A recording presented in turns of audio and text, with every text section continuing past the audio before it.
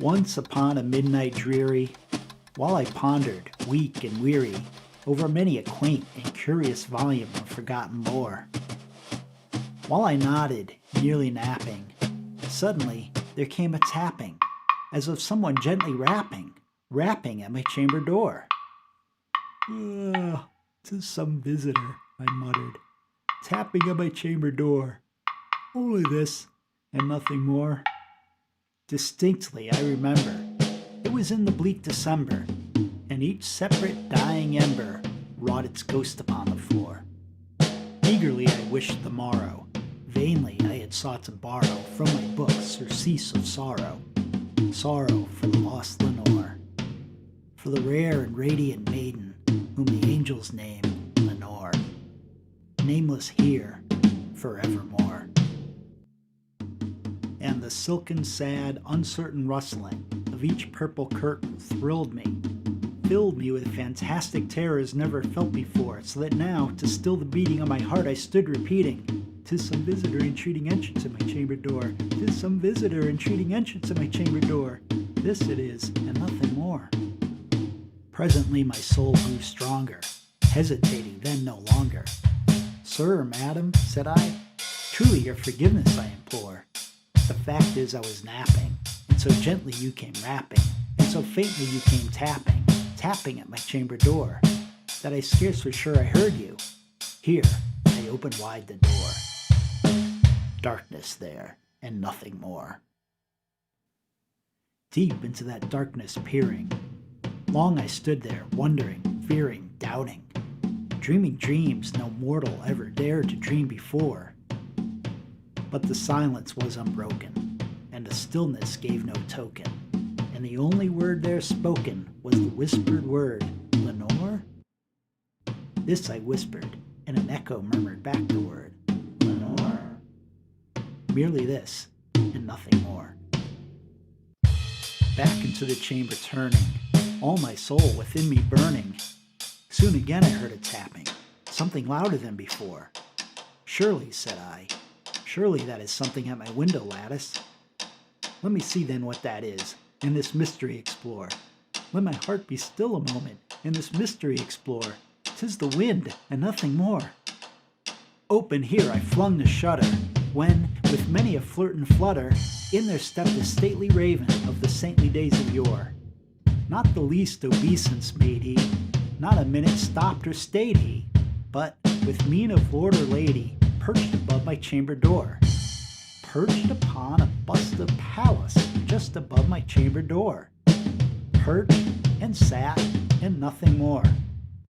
Then this ebony bird beguiling my sad fancy into smiling, by the grave and stern decorum of the countenance it wore, I solicited, "Though thy crest be shorn and shaven, thou art sure no craven. Ghastly grim and ancient raven, wandering from the nightly shore, tell me what thy lordly name is on night's Plutonian shore." Quoth the raven, "Much I marveled at this ungainly fowl to hear discourse so plainly, though its answer little meaning, little relevancy bore, for we cannot help agreeing that no living human being ever yet was blessed with seeing bird above his chamber door, ebony bird upon the sculpted bust above his chamber door, with such name as Nevermore." But the raven, sitting lonely on the placid bust, spoke only that one word, as if his soul in that one word he did outpour. Nothing further than he uttered, not a feather than he fluttered, till I scarcely more than muttered, "Other friends have flown before. On the morrow he will leave me, as my hopes have flown before." Then the bird said, Startled at the stillness broken by reply so aptly spoken, I responded, "Doubtless what it utters is its only stock and store, caught from some unhappy master, whom unmerciful disaster followed fast and followed faster, till his songs one burden bore, till the dirges of his hope that melancholy burden bore, of never, nevermore." The raven still beguiling all my sad soul into smiling, straight I wheeled a cushioned seat in front of bird and bust and door, Then, upon velvet sinking, I betook myself to linking fancy unto fancy, thinking what this ominous bird of yore, what this grim, ungainly, ghastly, gaunt, and ominous bird of yore meant in croaking nevermore. This I sat engaged in guessing, with no syllable expressing to the fowl, whose fiery eyes now burned into my bosom's core. This and more I sat divining, with my head at ease reclining, on the cushion's velvet lining that the lamplight gloated over, whose velvet violet lining, with the lamplight gloating over, she shall press. Oh, nevermore. Then methought the air grew denser, perfumed from an unseen censer swung by seraphim, whose footfalls tinkled on a tufted floor.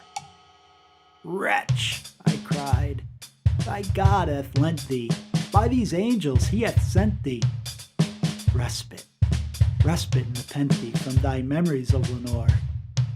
Quaff, oh quaff this kind nepenthe, and forget this lost Lenore. Quoth the raven, prophet, thing of evil, prophet still if bird or devil. Whether tempter sent, or whether tempest tossed thee here ashore, desolate yet all undaunted, on this desert land enchanted, on this home by horror haunted, tell me truly, I implore, is there balm in Gilead? Tell me, I implore. Quoth the raven, prophet, thing of evil, prophet still if bird or devil.